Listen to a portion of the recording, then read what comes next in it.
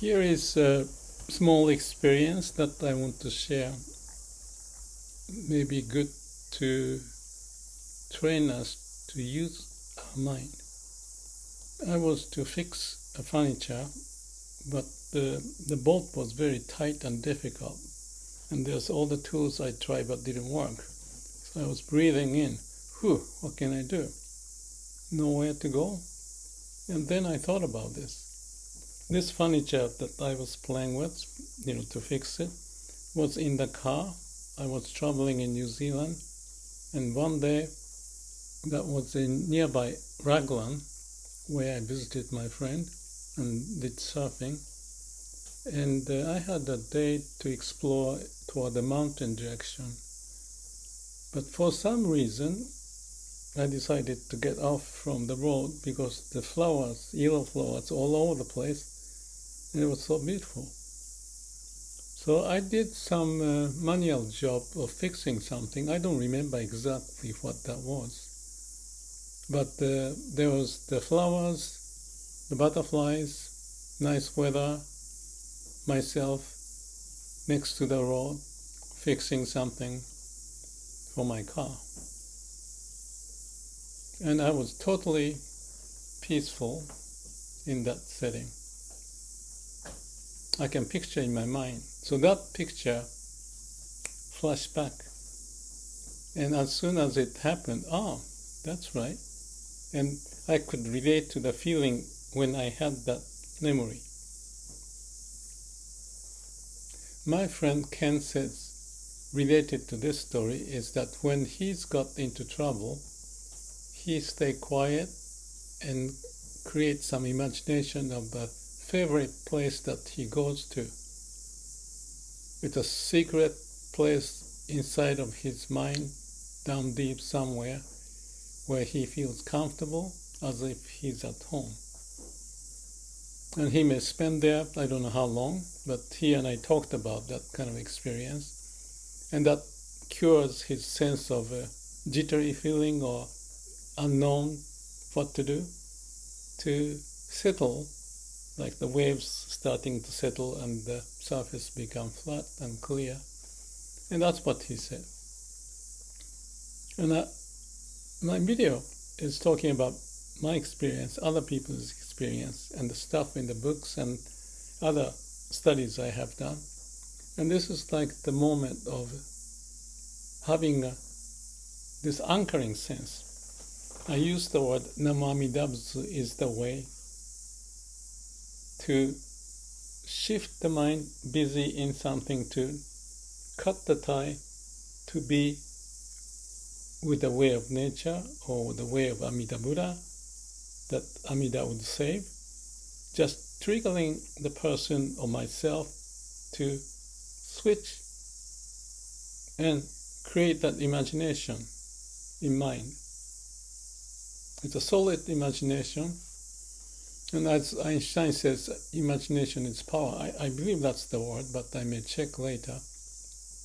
And that's what it is. There's a power to that imagination. If the imagination is very negative, you may go into the maze of little turmoil and lose the sense of what's going on anymore. But if you can tie or connect yourself to the sense of like going back to your home, eternal home is the word I use. It's like maybe perhaps the sense of you are in the womb of the mother, that everything is taken care and you don't have to think. There's no ego, you just float inside the belly of your mother. But that's just I just created that image to explain the sense of what Ken was talking about.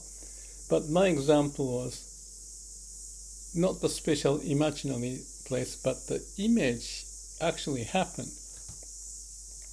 And I remember that flashback memory, exact setting and the car. And I thought I took a picture of it. So I was looking for it, but couldn't find it from the photos or the Facebook. I'm sure there is somewhere, but it's still in my mind. that's a monotonous job, and I had time. There's no time, meaning I could do whatever I want.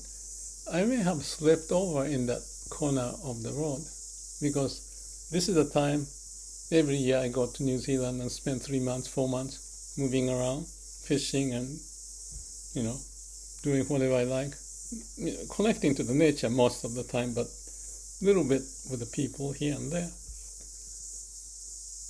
So if we have those images, maybe the image is inside the womb of your mother, which I don't know if you have it, but it's kind of like that there's everything okay.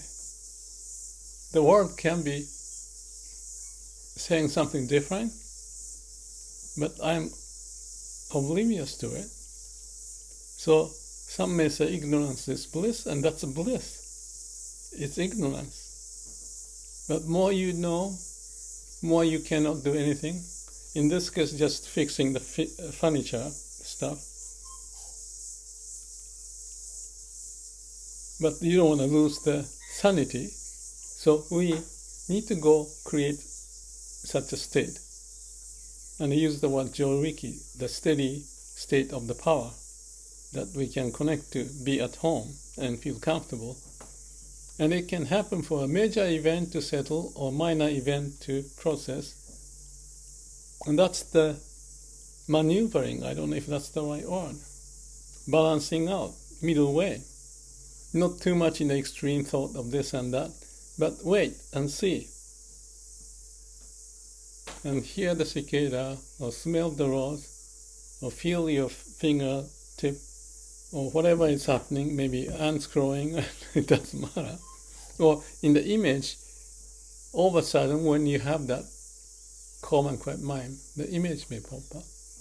And if you look into the image in your imagination, there's that sense that you can always go back to. Then you may rediscover the energy and come up with even a new idea that didn't happen. But not rushing into doing something, grabbing and maybe a tool and hit your finger or something.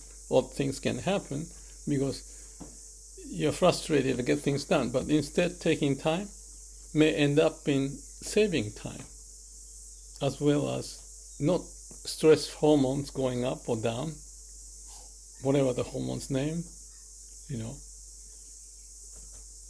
jittery feeling, but rather like a Buddha in meditation. Just a thought that I thought I want to share. So I'm going to go back to do some work. I know it's going to work fine, but just a brief moment of rest, recollection, or reflection, and recorrecting myself, and sharing the experience, step at a time. That's the tui making noise. It's saying, sadhu, sadhu. Yes, I agree. Yes, I agree. Be with nature. We are from nature. We are the nature. In this area, a little different. But in here, it's nature's way.